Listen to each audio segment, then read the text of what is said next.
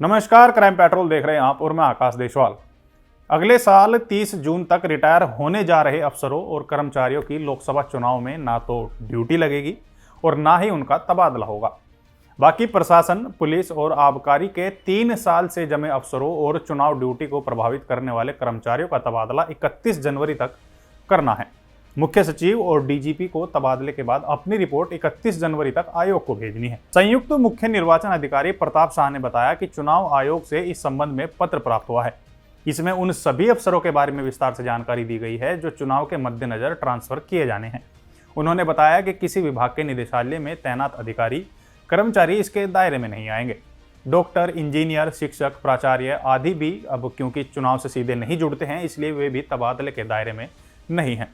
अब इनमें से अगर कोई सरकारी अफसर किसी पार्टी विशेष के प्रति रुझान रखता है या फिर उसकी गतिविधियों में लिप्त रहा है तो उसे तबादले के दायरे में लाया जाएगा।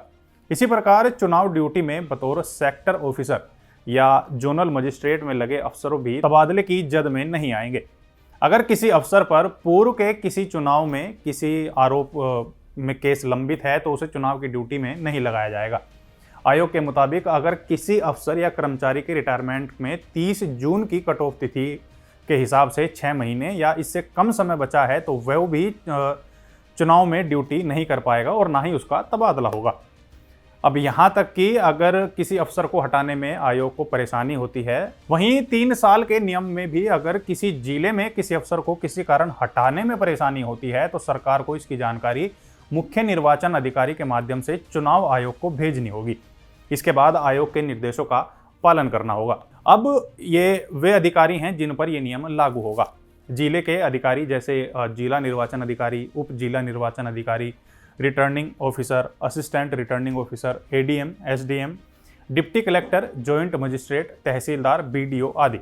इसके अलावा सभी नगर निकायों और विकास प्राधिकरणों में भी ये नियम लागू होगा। अब पुलिस में रेंज के एडीजी या IDG, DIG, state armed police के commandant, SSP, AP, additional SP, sub division head, HSO, inspector, sub inspector, ये सब पुलिस विभाग के कंप्यूटराइजेशन, स्पेशल ब्रांच, ट्रेनिंग आदि में लगे कर्मचारियों व अधिकारियों पर यह नियम लागू नहीं होगा।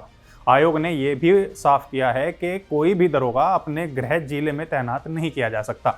अगर कोई दरोगा पुलिस सब डिवीजन में 3 साल का मानक पूरा कर चुका है तो उसे दूसरी सब डिवीजन में भेजना होगा, दूसरे जिले में भी भेजा जा सकता है। वहीं आबकारी विभाग में भी सब इंस्पेक्टर से लेकर ऊपर के सभी पदों पर पुलिस की भांति ही नियम लागू होंगे।